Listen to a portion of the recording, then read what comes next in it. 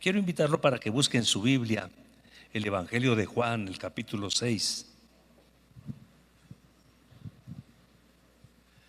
Juan capítulo 6. Y luego nos ubicamos hasta el verso 60. Es la porción bíblica que voy a utilizar en el sermón que voy a compartir en esta hora. Juan capítulo 6, verso 60, y vamos a leer hasta el verso 71. Yo agradezco al grupo de alabanza este momento en el que nos ministraron y nos llevaron a la presencia del Señor. Dice la Biblia de esta manera: al oírlas, se refiere a una predicación o enseñanza que dio Jesús. Al oírlas, muchos de sus discípulos dijeron: dura es esta palabra, ¿quién la puede oír? Sabiendo Jesús en sí mismo que sus discípulos murmuraban de esto, les dijo: ¿esto les ofende? Pues qué si vierais al Hijo del Hombre subiendo a donde estuvo primero. Y el Espíritu es el que da vida, la carne para nada aprovecha. Las palabras que yo os hablo hoy son espíritu y son vida. Pero hay algunos de vosotros que no creen, porque Jesucristo sabía desde el principio quiénes eran los que no creían y quién le había de entregar. Y dijo: por eso os he dicho que ninguno puede venir a mí si no le fuere dado del Padre. Desde entonces muchos de sus discípulos volvieron atrás y ya no andaban con él. Dijo entonces Jesús a los 12: ¿queréis acaso iros también vosotros? Le respondió Simón Pedro: Señor, ¿a quién iremos? Tú tienes palabras de vida eterna, y nosotros hemos creído y conocemos que tú eres el Cristo, el Hijo del Dios viviente. Jesús les respondió: ¿no os he escogido yo a vosotros los 12 y uno de vosotros es diablo? Hablaba de Judas Iscariote, hijo de Simón, porque este era el que le iba a entregar. Era uno de los 12. Me acerco a tu presencia para pedir en el nombre de Jesucristo que me uses en esta ocasión, que pongas tu Espíritu Santo en mi vida para que me dé habilidad entre mi mente y mis labios, pero también que pongas la esencia de tu gracia y de la unción de tu Espíritu Santo para que tu palabra traiga bendición a todos los que estamos aquí reunidos. Te lo ruego en el nombre de Jesús. Amén. Este pasaje del Evangelio de San Juan, con excepción de los primeros versículos, es característico y es único de Juan. Menciono que el capítulo 6 del Evangelio de Juan se ubica por la mayoría de los entendidos como que sucedió o es en el segundo año del ministerio de Jesús, el año de la popularidad o de los milagros. Ahí se ubica esta parte esencial, donde multiplicó los panes y los peces y dio de comer a una gran multitud. El milagro de la multiplicación de los panes y los peces, y donde es alimentada una multitud de más de 5,000 hombres. Por cierto, no se contaron a los niños y a las mujeres. Es un milagro insólito. Así que aquella multitud que participó en esta ocasión disfrutó de un milagro que hizo Jesús con su palabra y saboreó un milagro que hizo nuestro Señor Jesucristo. Solo eran 5 panes y eran 2 peces. Es lo que tenía ahí el Señor Jesucristo. De hecho, los llevaba uno de los muchachos. Alguien dijo que se los había puesto su mamá de lonche. Ellos iban a la Pascua a Jerusalén, y cuando encontraron a Jesús, pues se detuvo esa gran multitud para escuchar a Jesús. Entonces, cuando Jesús ve la gran multitud, le propone a los discípulos que les den de comer ellos. Los discípulos se sienten desafiados y dicen: ¿de dónde? No hay dónde ir a comprar. Y si tratáramos de comprar 300 denarios, no es suficiente para darle de comer a una multitud tan grande. 300 denarios es lo que ganaba una persona todo un año. Eso es lo que ganaba trabajando. Si los ahorrara, 300 denarios no es suficiente. ¿Y dónde lo vamos a comprar? Pero luego uno de los discípulos dijo: aquí está un muchacho, él trae su lonche, son 5 panes, son 2 peces. Y es cuando Jesús hace ese milagro maravilloso, un milagro insólito. Ante este suceso de tal magnitud, lo primero que pensaron todos aquellos que estaban siguiendo a Jesucristo, que les convenía tener un líder de esa magnitud, un pastor o una autoridad espiritual en esa dimensión, que cuando surgiera alguna necesidad económica estaba listo para suplírselas, que cuando hubiera un enfermo entre ellos estaba listo para sanarlo. Entonces, lo primero que empiezan a poner ellos en su corazón y en su mente es que lo van a ordenar como su líder. Jesús conoce eso, y es esa la razón por la que Jesús empieza a definir con su mensaje a lo que él había venido. Empieza a definir a través de una predicación, de una enseñanza que le está dando, cuál era su misión y su visión.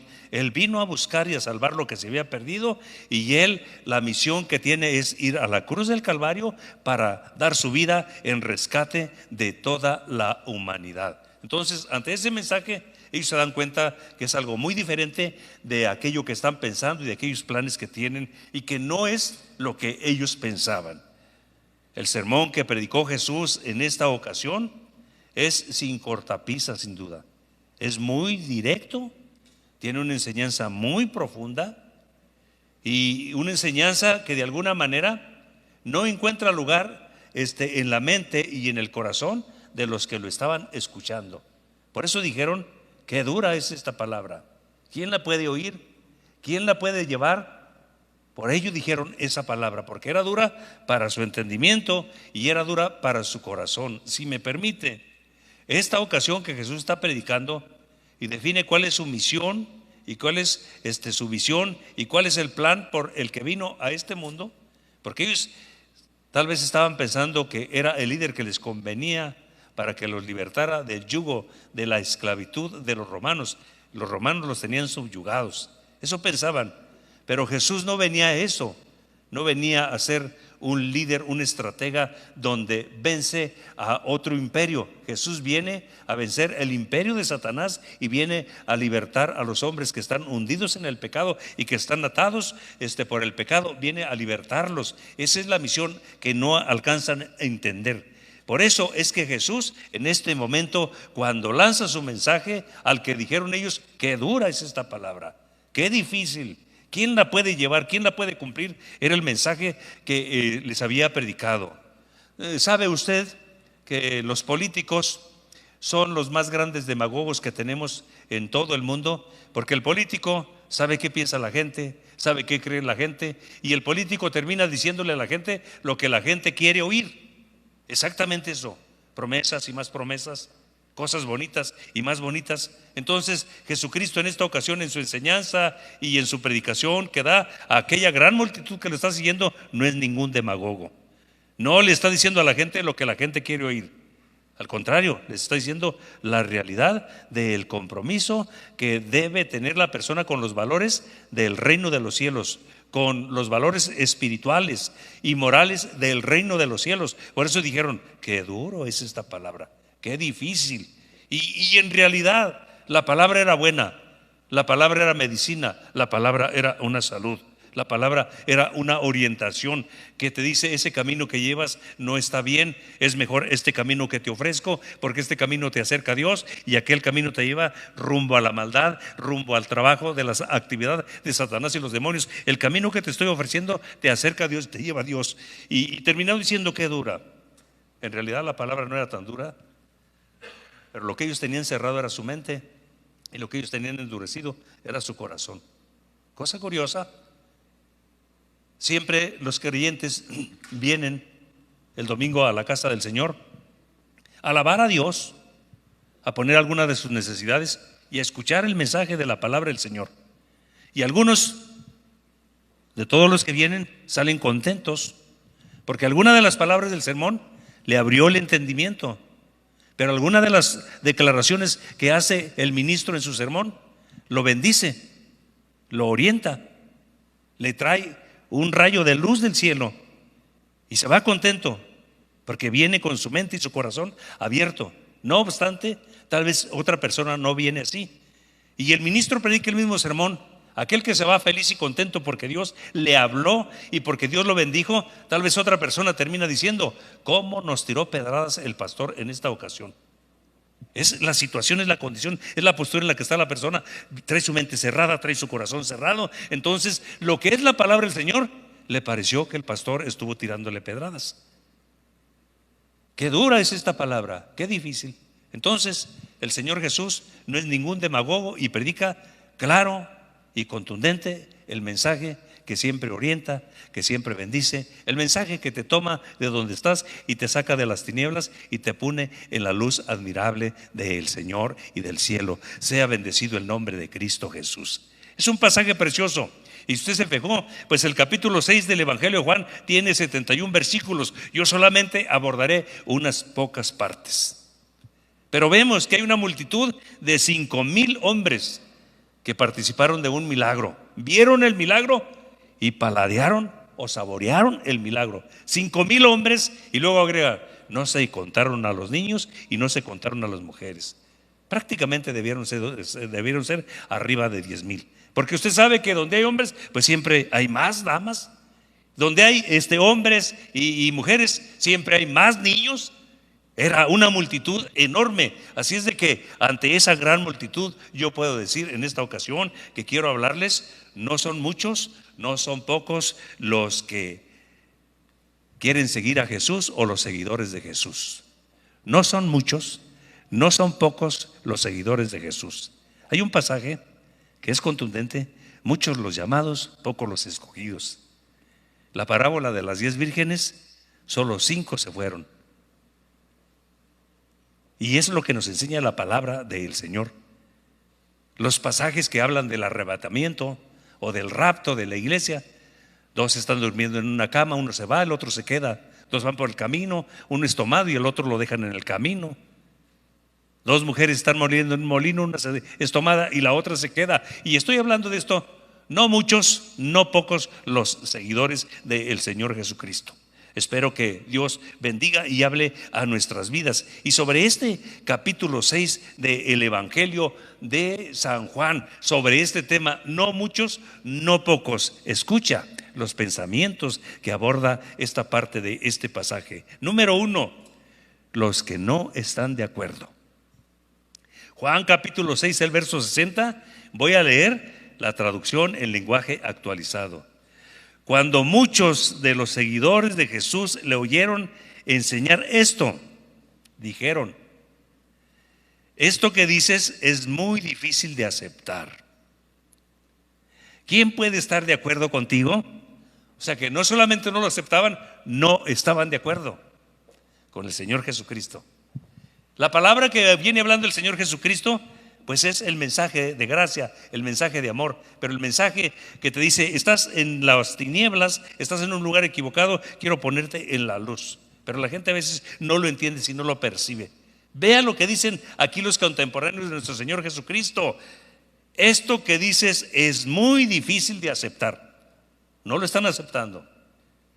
¿Quién puede estar de acuerdo contigo? No estamos de acuerdo con los que estás enseñando. Así es de que son 2 posturas. No están de acuerdo aquí, pero hay un problema acá en el corazón que no les permite que acepten lo que se está diciendo. Te menciono lo siguiente: aún en nuestros días tenemos de las personas que están bien preparadas, profundamente preparadas, los teólogos que tienen un doctorado y se han preparado sobre las escrituras y sobre la teología. Tenemos teólogos que se les nombra ortodoxos. Tenemos teólogos que se les define como teólogos de mente abierta o más libres. Los teólogos de mente abierta, ¿sabes qué es lo que dicen de la Biblia? Que contiene la palabra de Dios. Los teólogos ortodoxos, ¿sabes qué dicen de la palabra del Señor, de la Biblia? Que es la palabra de Dios. Y eso es lo que nosotros creemos. Y esa declaración a mí me impresiona. Esto que dices es muy difícil de aceptar. Están diciendo: no lo aceptamos. ¿Quién puede estar de acuerdo contigo? No aceptar es: yo no permito, no estoy de acuerdo aquí, pero no lo acepto acá en el corazón. Se pusieron en esa postura con el Señor Jesucristo. Y usted y yo nos preguntamos: ¿Que no acaban de ver un milagro? ¿Que no acaban de ver el poder de Cristo Jesús en acción? Te menciono a los grupos que les di puesto. Pues encontramos ahí un grupo de más de 5,000 hombres, sin contar los niños y sin contar las mujeres. Pero por lo menos hay 3 grupos. Número 1 están los apóstoles. Número 2 están los líderes de los judíos, siempre hostiles y siempre buscando sorprender a Jesucristo en una falta. Y número 3 está esa multitud de más de 5,000. Son los 3 grupos. El segundo grupo no solo eran opositores, algunos abiertamente estaban persiguiendo a nuestro Señor Jesucristo. Incluso Nicodemo y José de Arimatea, que eran parte de ese grupo, ellos sí creyeron en Jesús y servían y seguían a Jesús de forma secreta. Lo encontramos que después pidieron el cuerpo para sepultarlo. Así es de que el tercer grupo, en ese grupo encontramos el número que solo buscaba los intereses personales de su líder espiritual o los beneficios personales. Por eso dijeron, cuando les multiplicó los panes y los peces, dijeron: este es el líder espiritual o la autoridad espiritual que necesitamos, nos conviene. Y nos conviene como líder, es lo mejor. Que nadie ha tenido alguien que multiplique panes y peces y que coma una multitud de 5,000 hombres y que se recojan todavía, que se coman hasta que se satisfacen y se recojan todavía 12 cestas. Siempre habría un grupo en oposición y siempre estaban cuestionando lo que el Señor Jesucristo hacía y decía. Ahí en el mismo capítulo 6 del Evangelio de Juan, los versos 38 al 31, fíjese lo que pasa. La gente le preguntó: ¿qué es lo que Dios quiere que hagamos? Jesús respondió: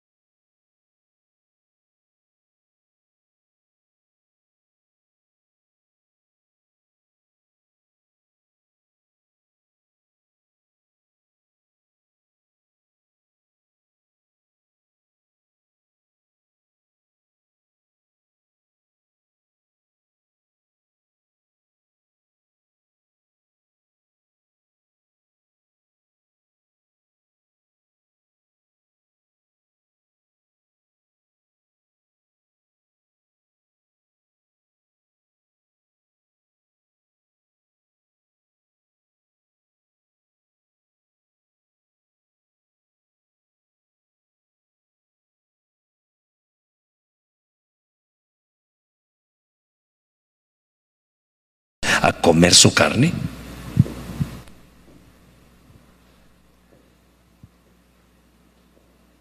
Explícanos, les dice. ¿Cuál es tu misión? ¿Cuál es tu visión? Nuestros antepasados, ellos tuvieron un milagro, el maná del cielo. Para que te creamos y te sigamos, dinos cuál es tu misión, cuál es tu visión. Y el Señor Jesucristo les dice: el que no coma mi carne y el que no beba mi sangre,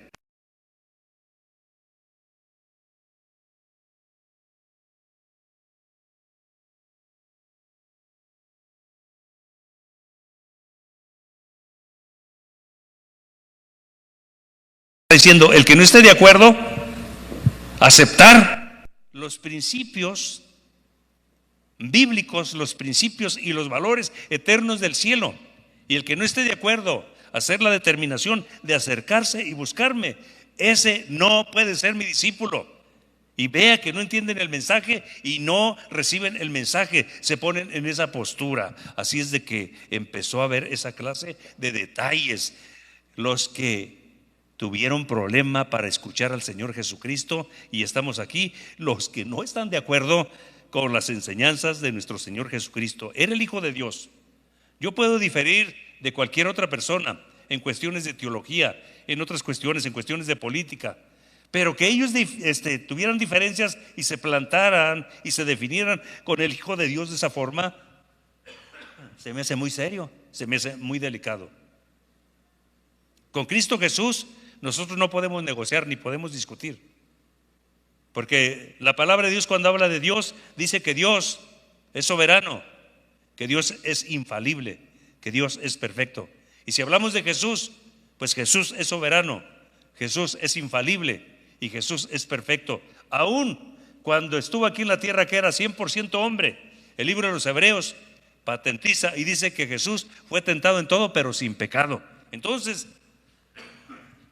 ellos no tienen problema y discuten y empiezan a refutar el mensaje de nuestro Señor Jesucristo. Al oír muchos de sus discípulos dijeron: dura es esta palabra, ¿quién puede oírla? ¿Quién puede estar de acuerdo? Decir que se sentían disgustados es probablemente correcto.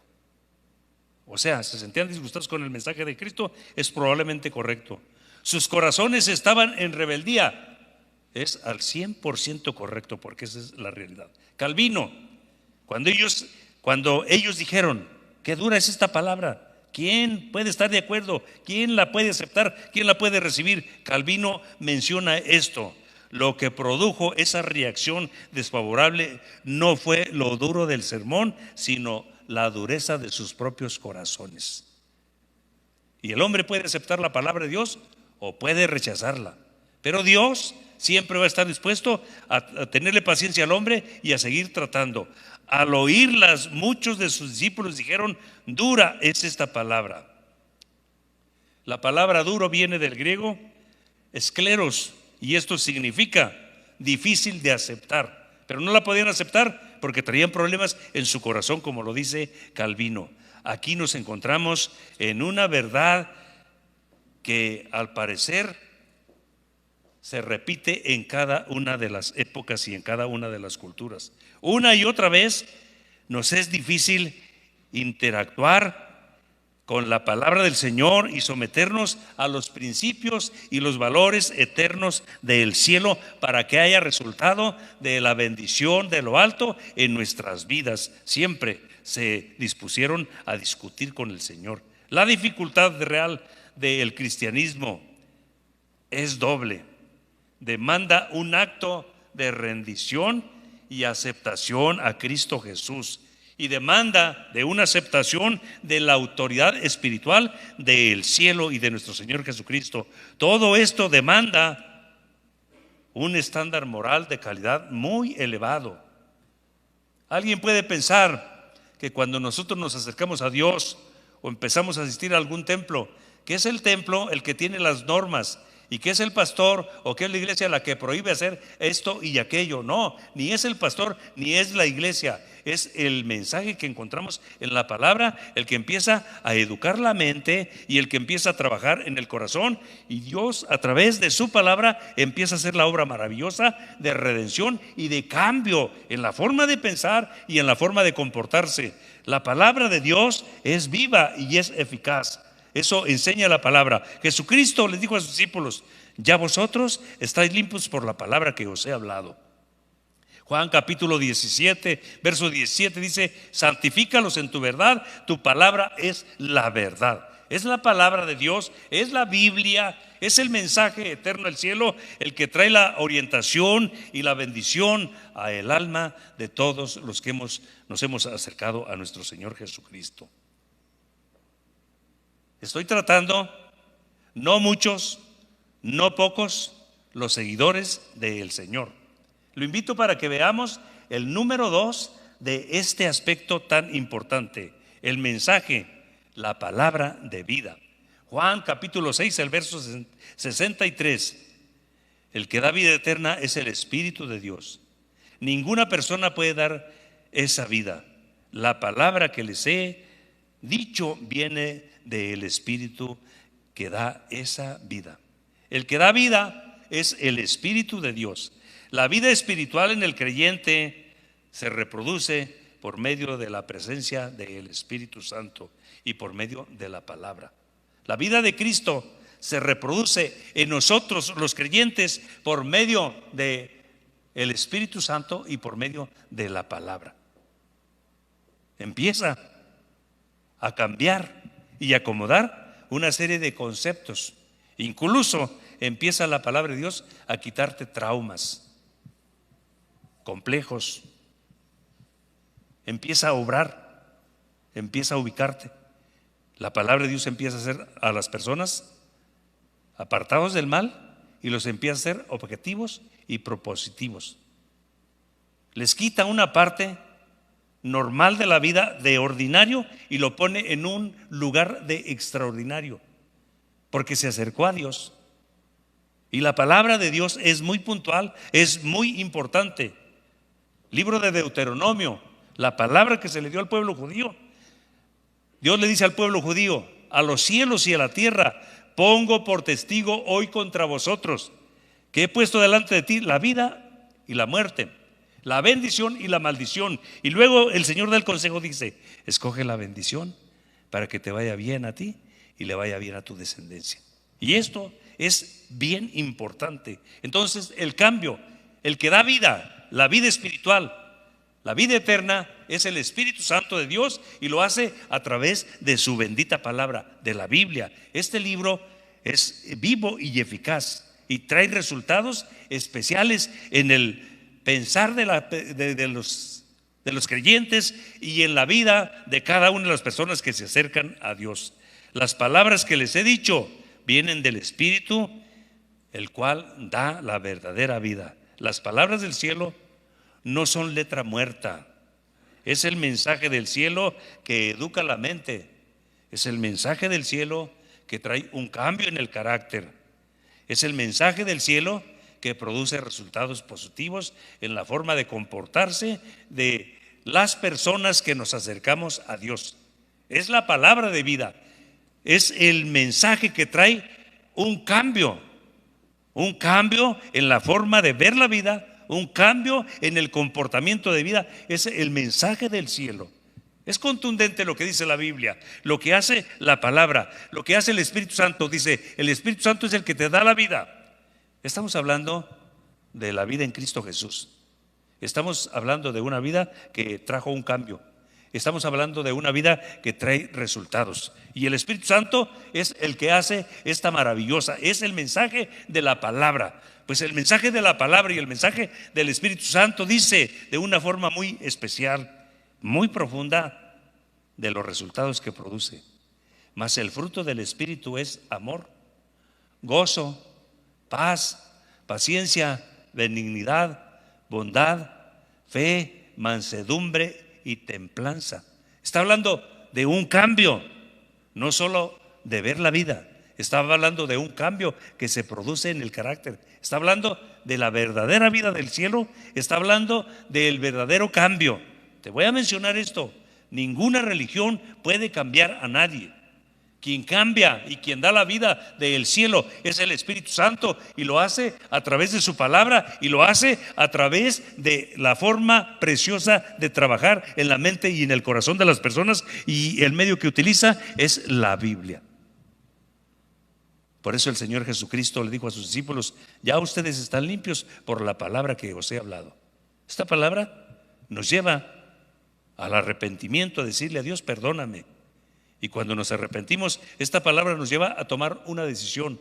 Cuando Dios trata y trabaja y pone el Espíritu Santo y pone su palabra en la mente y en el corazón de la persona nunca vuelve a ser igual.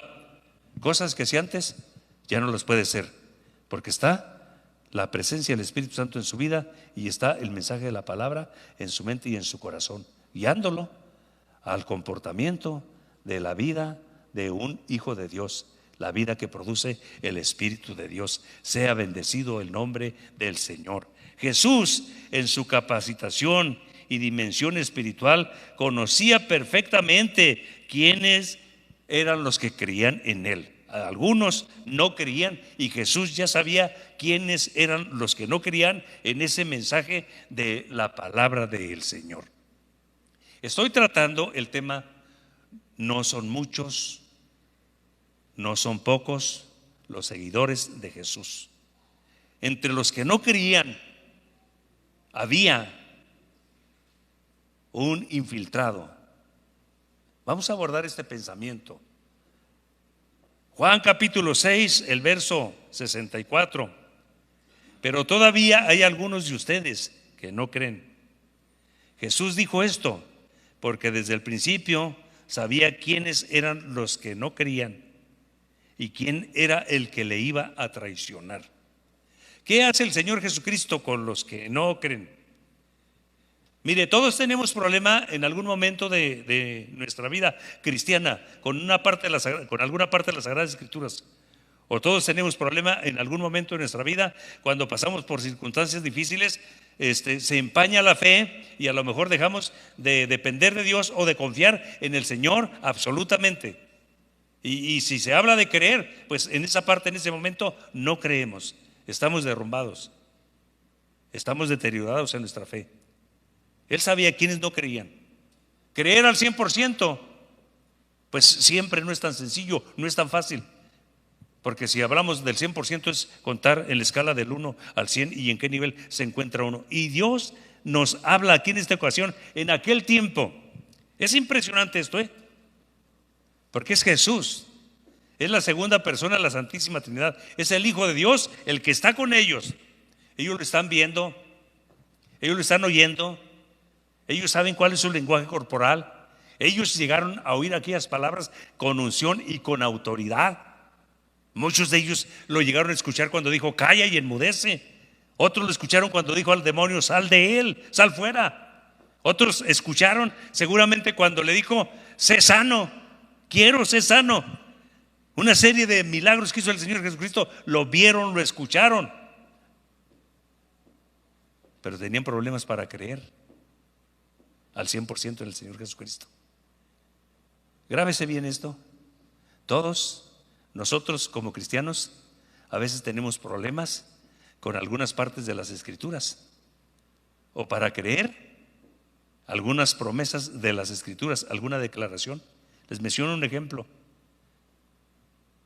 Libro de Isaías, el capítulo 53, diciendo verso 4 más o menos y verso 5. Mas él herido fue por nuestras rebeliones, molido por nuestros pecados. Y luego la palabra del Señor agrega ahí que por su llaga fuimos nosotros curados. El perdón de los pecados no es una promesa, es una realidad. Mas él herido fue por nuestras rebeliones, molido por nuestros pecados, el castigo de nuestra paz fue sobre él y por su llaga fuimos curados. Tampoco es una promesa, es una realidad. Pero cuando la enfermedad nos toma, cuando la enfermedad nos arrebata, pues ahí no funciona tanto la fe, porque la enfermedad nos doblega, nos quebranta y batallamos para creer en promesas de la Biblia o en declaraciones que están en la palabra del Señor. Vaya, a los que creen en la confesión positiva, ni a ellos les funcionó. Porque a los que creen en la confesión positiva, alguno de los apóstoles por ahí en algunos de sus mensajes hizo la declaración que ataba y decretaba que se acababa el coronavirus. Pues no le funcionó. Porque a veces hay cosas que están sujetas a la soberanía de Dios y cuando Dios permite que nosotros como creyentes pasemos por ese momento de enfermedad, Él sabe que nuestra fe está un poco deteriorada. No obstante, nos tiene paciencia y nos mira con amor. Ellos lo vieron y dice la palabra del Señor, pero todavía hay algunos de ustedes que no creen. Jesús dijo esto porque desde el principio Él sabía quiénes eran los que no creían y quién era el que le iba a entregar. Jimmy Swaggart hace una apreciación sobre esta declaración. Pero todavía hay algunos de ustedes que no creen. Muchos no creyeron en su ministerio, ni en el mensaje que predicaba, y mucho menos cuando les habló que él iba a ser crucificado. No lo toleraban, no lo podían creer. Pedro mismo le dijo: en ninguna manera permitas que te acontezca esto. En la actualidad, millones de creyentes en las iglesias han caído en esta misma categoría, cuando hay algunos aspectos donde la fe se diluye, donde la fe se deteriora, donde batallamos para creer lo que Dios quiere de nosotros y lo que tiene para nosotros. Pero todavía hay algunos de ustedes que no creen, les dijo el Señor Jesucristo a sus contemporáneos. Y en el siglo XXI todavía hay algunos creyentes que a veces tenemos problemas con algunas partes de las Escrituras para creerlas. John MacArthur Él conocía el corazón de cada hombre, incluso el de los discípulos que le seguían y dejarían de seguirle. De forma sobrenatural sabía que muchos no creían en Él como el Mesías o como el Hijo de Dios. Así que Él sabía quién era y cómo era cada uno de sus seguidores. Él sabía que muchos eran falsos discípulos y que solo le seguían por el interés de los milagros que Él realizaba. Aquí tenemos el principio del fin. Eran seguidores de conveniencia. Esto lo vemos especialmente en Judas y parte de los que seguían al Señor Jesucristo. Jesús debe haber visto en muchos de ellos personas redimidas y que podían afianzarse, pero por eso dijo en alguna ocasión: muchos los llamados, pocos los escogidos. Me llama la atención esto. Dice que ahí estaba Judas y que Jesús sabía que Judas lo iba a traicionar. Vea lo que dice la palabra del Señor. Dice: sabían quiénes eran los que no querían y quién era el que le iba a traicionar. Sabía que ahí estaba Judas y que él le iba a traicionar. Es impresionante esto. Nosotros somos muy dados a prejuiciarnos contra alguna empresa, contra alguna persona, y una vez que nosotros nos prejuiciamos, no somos objetivos. O sea, estamos predispuestos a rechazarlo, a criticar, a murmurar. ¿Y sabe qué me impresiona aquí? Que el Señor Jesucristo sabía que Judas estaba ahí y sabía que que no quería en él y sabía que él iba a traicionar. ¿Y sabe qué me impresiona? Que Jesús no se prejuiciaba con Judas y lo seguía considerando como el tesorero y le seguía dando los privilegios que les daba a todos los demás. ¿Qué es esto? No es más que su gracia, un acto de su gracia. Yo le pregunto, ¿se merecía Judas esos privilegios? ¿Se los merecía? Cuando su corazón estaba empedernido, estaba negro, lleno de maldad. Dice la Biblia que sustraía, se robaba. Era el tesorero, pero se robaba. Pero su corazón estaba negro. Jesús sabía que él iba a traicionar. Cuando usted y yo nos prejuiciamos contra alguna institución, alguna empresa, alguna persona, estamos predispuestos y tenemos resistencia, lo rechazamos enseguida. No queremos oír nada de él. Y luego alguien hasta decimos: no quiero saber nada de él. Alguien dijo: con ese ni a las canicas, porque hasta el hoyito se roba. No queremos saber nada de él. Entonces nos prejuiciamos. Pero el Señor Jesucristo, hermano, no. Ahí lo tenía y seguía siendo el tesorero. Y Jesús sabía que se robaba el dinero. Ahí estaba. ¿Cómo me explica usted esto? No es más que un acto de su gracia. No es más que un acto de su amor. No es más que un acto de su misericordia. ¿Por qué estamos usted y yo firmes en los caminos del Señor? Por su gracia. Porque nos ama, porque nos tolera, porque nos acepta como somos. Y sabe que siempre está esperando que nos dobleguemos, siempre está con los brazos abiertos, esperando para que le pidamos perdón. Y en el momento que abrimos nuestros labios, dice Isaías: yo borro tus rebeliones y de tus pecados no me vuelvo a acordar más. Los perdona. Y ese es nuestro Señor Jesucristo. Por eso le digo que hay frases que jamás se van a diluir o jamás se van a desgastar. Al que está sentado en el trono y al Cordero sea la honra, la gloria y el poder por los siglos de los siglos. ¿Acaso no dice que lo crucificaron, lo sepultaron, pero al tercer día se levantó? Por 40 días se presentó con los suyos, pero no dice que ascendió a los cielos y que está ahora a la diestra de Dios. Si está a la diestra de Dios, entonces es el Paracletos en el cielo, es el abogado, es el que está siempre intercediendo y velando por nosotros. Algo así como lo que dijo el Señor Jesucristo cuando estaba aquí en la tierra. Llegaron a una higuera, ya la habían visto, y cuando llegan a la higuera va a cortar fruto de ella y no hay fruto. Algo así como la parábola que dice: No da fruto, hay que quitarla, hay que arrancarla. Entonces le dice, espérame, vamos a darle otra oportunidad. Vamos a fertilizarla, vamos a remover la tierra, y si no da fruto después de esto, entonces la arrancamos. Me impresiona la gracia, la sabiduría, la soberanía de nuestro Señor Jesucristo. Sabía quienes no creían en Él y los seguía tratando y teniendo paciencia como si creyeran en Él. Sabía quién era el traidor y quién le iba a traicionar y le seguía dispensando su gracia. ¿Sabe usted por qué estamos nosotros en los caminos del Señor? Por su gracia, por su amor,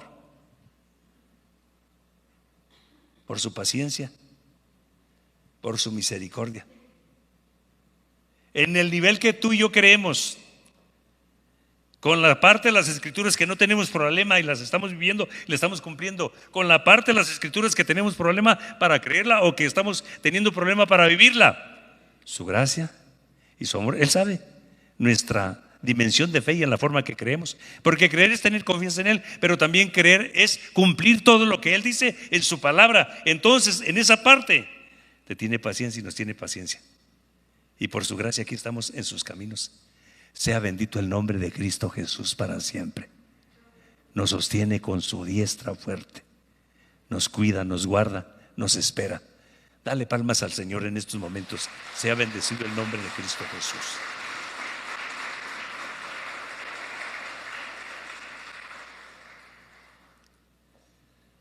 Los mismos privilegios que todos los demás, la misma atención, el mismo trato, la misma atención en todos los aspectos, pero Judas, que podría haber llegado a ser un héroe de la fe, un líder en la fe, resultó un villano. Podría haber sido un santo y dejó su nombre en deshonra.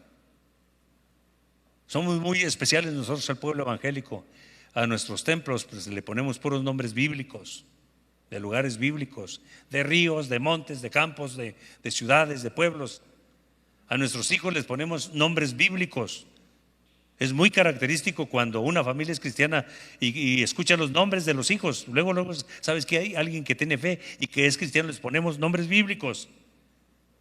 Y Judas, de pasar a ser un héroe, de pasar a ser un hombre de fe, un líder de fe, alguien que ministraba, que bendecía, pasó a ser un villano y su nombre lo llevó a la deshonra. En el pueblo de Dios tú nunca vas a encontrar a alguien que le ponga a su hijo Judas. Nadie. El nombre tiene deshonra. No solamente se perdió y se condenó, él deshonró ese nombre. Le puso una nota negativa. Así es de que el mensaje en esta ocasión es que Él sabe hasta dónde creemos tú y yo, y nos sigue teniendo paciencia y nos sigue amando. Así es que el mensaje en esta ocasión, Él te salvó, Él nos salvó para que tú y yo seamos unos héroes, personas que bendecimos, que transmitimos la gracia de Dios, personas como una antorcha encendida en medio de la oscuridad, personas que tenemos una palabra de orientación y de bendición a alguien que está en una situación difícil. Dios nos escogió para salvarnos, para bendecirnos y para hacernos bendición. Esa es la realidad. Nos tiene paciencia, pero no terminemos como terminó Judas, alejándose del Señor, negando al Señor, traicionando al Señor, sobre todas las cosas traicionándolo y no volviéndose al Señor, porque luego nuestro nombre en el sector o en el área donde nos conozcan va a ser un nombre con deshonra, que nadie va a querer poner ese nombre a sus hijos. Y tú y yo conocemos en ciertos sectores, en ciertos pueblos, que hay personas que deshonran sus nombres, y ya en esos pueblos, en esas áreas, nadie vuelve a utilizar esos nombres para sus hijos. Así es de que esto es especial. Tú y yo ahora somos llamados hijos de Dios. Mas a los que le recibieron, a los que creen en su nombre, les dio el derecho de ser hechos hijos de Dios. Esos somos. A un artista se le dio la oportunidad, era un gran artista, para dibujar. Usted ha visto los cuadros de Santa Cena en casas, en restaurantes, incluso lo ha visto en algunas oficinas. Y es muy característico los cuadros de la Santa Cena. Entonces a un artista se le pidió que dibujara un cuadro de la Santa Cena. Y con la mayoría de los apóstoles no tuvo problema. Pero dijo, ¿cómo encontrar el rostro del Señor Jesucristo? Tengo que buscar una persona para dibujar el rostro del Señor Jesucristo. Finalmente encontró a un joven con un rostro así, transparente, con un rostro de nobleza, con un rostro de pureza, y ese es el que tomó para dibujar la persona de nuestro Señor Jesucristo. Y cuando llegó el momento de dibujar a Judas, empezó a caminar por los barrios, buscando a un Judas, buscando el rostro de un Judas. Finalmente lo encuentra, lo contrata y lo lleva a su estudio para tenerlo ahí sentado y empezar a dibujar el rostro de Judas. Y mientras lo dibujaba, llegó el momento que le dice mientras el artista hacía algunos trazos de su rostro, el hombre le dice, oye, tú ya me pintaste antes. ¿Qué va?, le dice el otro, exclamó el artista. Claro que sí, le dice, yo fui el modelo de Cristo Jesús en una de las obras que hiciste de la Santa Cena. ¿Qué es lo que había pasado? Pasaron los años. ¿Qué es lo que había pasado? Se enredó en la maldad. Y en aquel tiempo que él era un muchacho limpio, sano, noble todavía, tal vez no estaba en los caminos de la fe, pero era noble, estaba sana su personalidad. Le sirvió a aquel artista para dibujar el rostro de Cristo Jesús. Cuando el pecado lo atrapó, lo enredó y se hizo un malvado, se hizo un perverso, su lenguaje de su rostro lo dibujaba y dice, oye, tú ya me utilizaste en otra ocasión, ya me pusiste en ese cuadro, pero entonces me pusiste como Cristo, ahora me estás poniendo como Judas. Esto es bien interesante. Si Cristo Jesús está dentro de tu mente y está dentro de tu corazón, si Cristo Jesús está dentro de nuestro corazón, lo que dice Pablo, si el Espíritu Santo está dentro de nuestro corazón, en el rostro se refleja. El lenguaje corporal es algo muy especial. Particularmente, tú y yo conocemos a personas que han llegado a este templo o que han llegado a algún otro templo y su rostro, cuando vienen cargados por los problemas o cuando vienen atados por mucho pecado o con mucha amargura, con mucho odio, su rostro lo refleja. Pero escuchen la palabra, Dios trabaja con ellos por medio de la Biblia y el mensaje de la Biblia. Dios empieza a tratar con su presencia. Esas personas empiezan a llorar y terminan entregándole su vida a Cristo Jesús. Y yo te pregunto, ¿cambia su rostro o no cambia? Enseguida cambia. Aquel rostro que entró así, con el ceño así fruncido, con una expresión de odio, de coraje, después de que escuche esa persona la palabra del Señor y esa persona recibe a Dios en su corazón, recibe a Jesucristo en su corazón, recibe al Espíritu Santo en su vida, en su cuerpo, en cuanto lo recibe, su rostro cambia enseguida. La persona cambia enseguida. Y nosotros, en nuestro rostro, reflejamos a Dios o reflejamos a ese Judas o reflejamos el pecado. Busquemos siempre a Dios y acerquémonos al Señor siempre con todo nuestro corazón. Estoy tratando, no son muchos, no son pocos los que siguen al Señor Jesucristo. Tenemos en este momento ese punto especial, los que se van, porque dice la Biblia que cuando escucharon el sermón del Señor Jesucristo, muchos se fueron, ya no se quedaron. Fíjate lo que dice la palabra del Señor. Juan capítulo 6, el verso 65 y 66. También les dijo que nadie podía ser su seguidor si Dios, su Padre, no se los permitía. Vea la frase del 66. Desde ese momento, muchos de los que le seguían, de los que seguían a Jesús, lo abandonaron. Hay una parte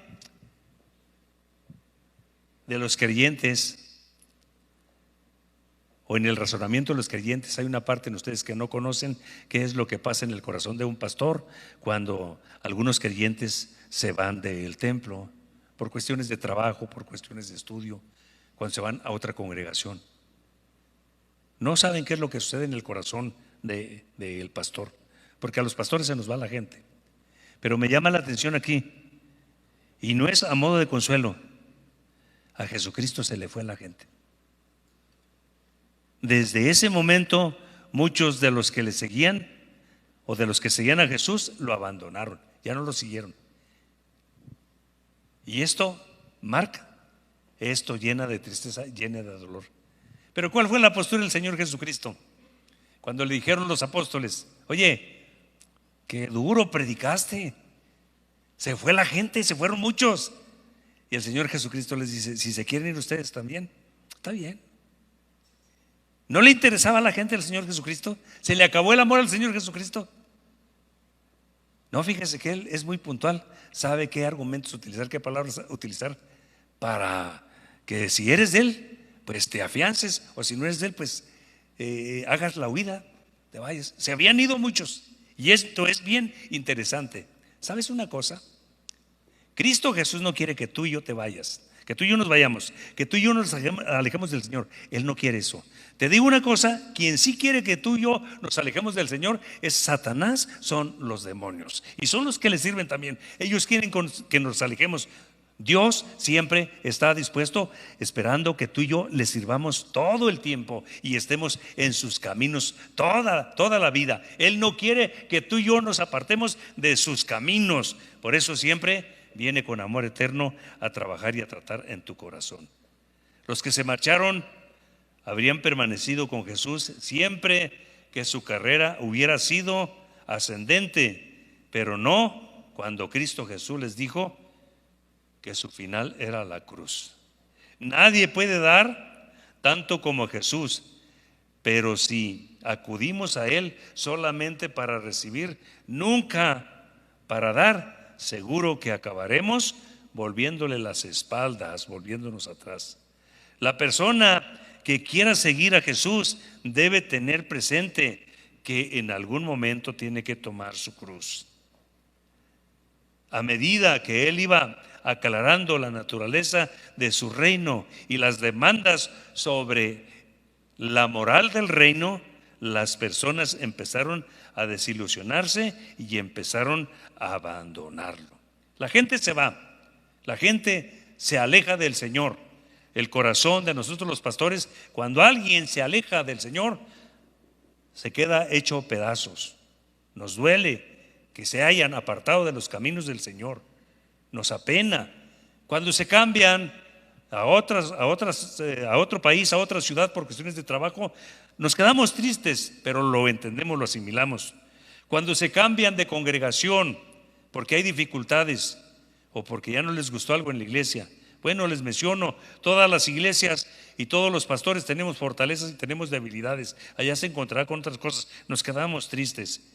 Pero en este tiempo de la pandemia, las iglesias fueron sacudidas. Recuerdo que en cuanto empezó la pandemia, yo hice una declaración y ahora llego a reflexionar que Dios me la dio. La pandemia del COVID, dije, va a ser como una criba dentro de las iglesias. No todos se van a quedar, muchos se van a ir. Fue la declaración que hice. Pero déjame compartirte esto que es muy interesante. Así abandoné mi iglesia, o así abandonaron algunos su iglesia. Las estadísticas que te voy a dar son del grupo Berna. Son casi exactas, tienen su margen de error, pero es lo que pasa. El grupo Berna publicó en una encuesta sobre los cambios que trajo el COVID en relación a la asistencia a las iglesias después de la pandemia. El resultado de la investigación ha revelado que 1 de cada 3 creyentes, tortis mortis, se alejó. 1 de cada 3 cristianos que practicaban el ir al templo dejaron de ir al templo. La razón es que las iglesias en el tiempo de la pandemia fueron cerrados, los templos fueron cerrados por instrucciones de las autoridades gubernamentales. Y lo cerramos y empezamos a transmitir en línea. Uno de los diáconos de esta congregación, el hermano Vega, alguna ocasión vino a orar. Yo estaba en la oficina, porque nunca dejé de venir a la oficina. Y cuando él terminó de orar, fue a mi oficina y iba triste. Y dice: pastor, ¿sabe qué he estado pensando? Que qué fácil nos cerraron los templos. Qué fácil nos cerraron. Afortunadamente cerraron otras cosas también. Pero entonces el resultado que da el Grupo Berna, después de que se cerraron los templos, la encuesta arroja el siguiente resultado.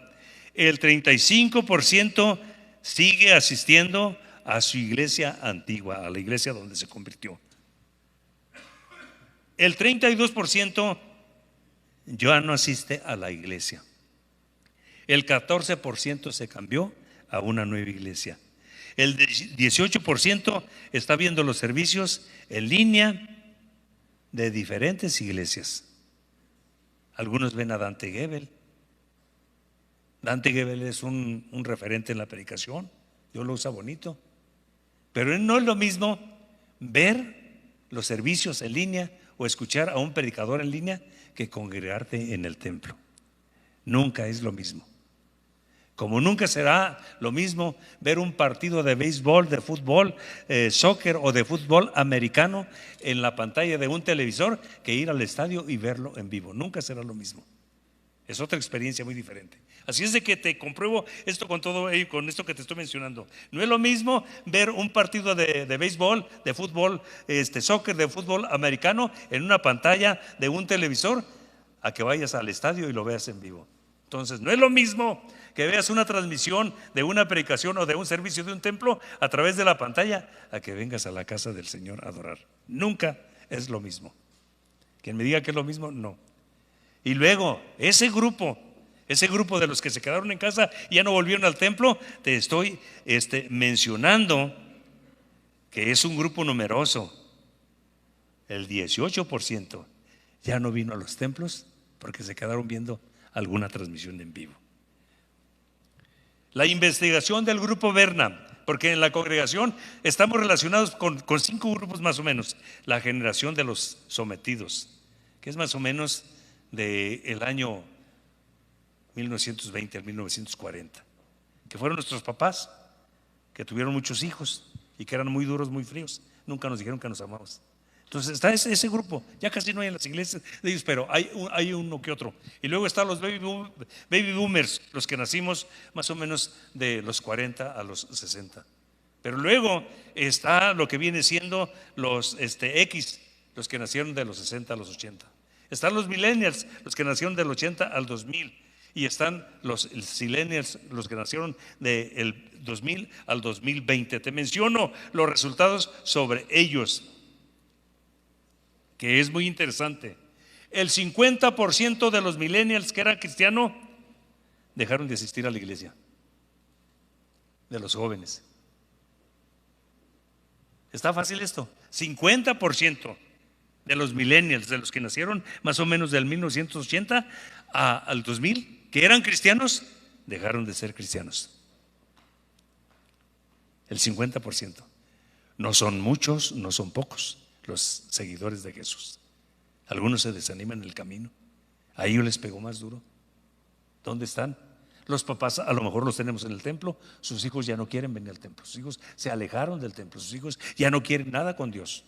Estamos hablando de ese grupo importante. Te sigo mencionando estas cifras.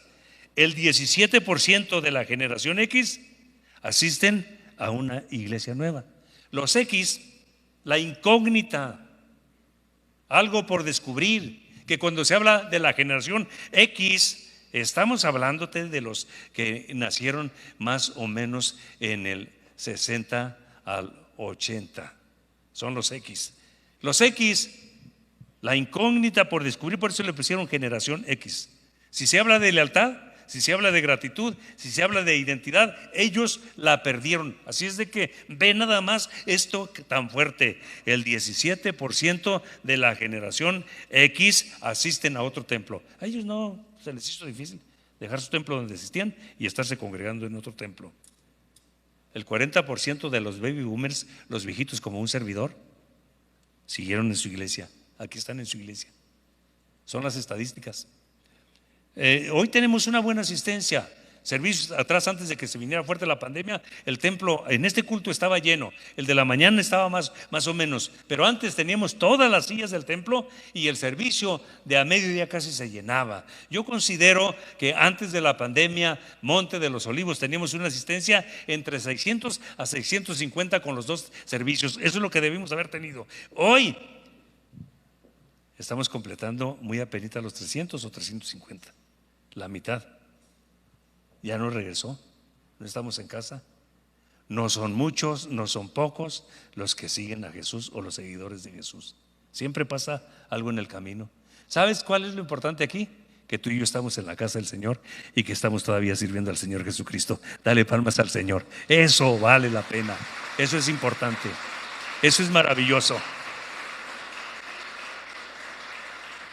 Pero te doy esta nota de lo que dice Berna, de los que se fueron del templo. De los que ya no fueron al templo, 68% anhela una oración o que se le lea una porción de las Escrituras, de los que se apartaron. 44% busca un mensaje de esperanza basado en la Biblia. 35% quiere una relación dentro de una comunidad de fe, o sea, quieren volver, quieren buscar al Señor. ¿Quieres estar de pie en estos momentos? Cuando los discípulos, los apóstoles vieron la realidad y dijeron: Señor, se te fueron muchos, predicaste muy duro en esta ocasión. El Señor Jesucristo les da la opción, dice: si quieren ir ustedes, enhorabuena, adelante. Las palabras de Pedro: Señor, ¿a quién iremos? Si solo contigo vale la pena, si solo tú tienes palabras de vida. La lealtad de Pedro tenía sus raíces en la relación personal que tenía con Jesucristo. Él había fallado muchas veces. Había muchas cosas que Pedro no entendía. Estaría a veces tan confuso y despistado como cualquier otro. Pero había algo en Pedro y en su relación con Jesús, que cuando todos se fueron y Jesús le dio la opción, le dice: si quieres irte tú también, pues bien puedes, adelante, vete. Él dijo: no. Solo tú tienes palabras de vida. Te digo una cosa: si tú pierdes tu trabajo, pierdes una parte de tu vida. Si pierdes a un ser querido, pierdes una gran parte de tu vida. Si pierdes tu salud, estás perdiendo parte de la tranquilidad de tu vida. Pero si pierdes al Señor Jesucristo, te alejas del Señor Jesucristo, has perdido toda tu vida en esta tierra y en la eternidad. Dios sabe que tú y yo día a día estamos dando la batalla y que no nos vamos a rendir y no nos vamos a doblar y que vamos a servirle al Señor con todas nuestras fuerzas y todo nuestro corazón. Y Dios para eso te alcanzó, para que permanezcamos fuertes y firmes en los caminos del Señor. Escucha esta alabanza que entona el grupo de adoración de esta congregación.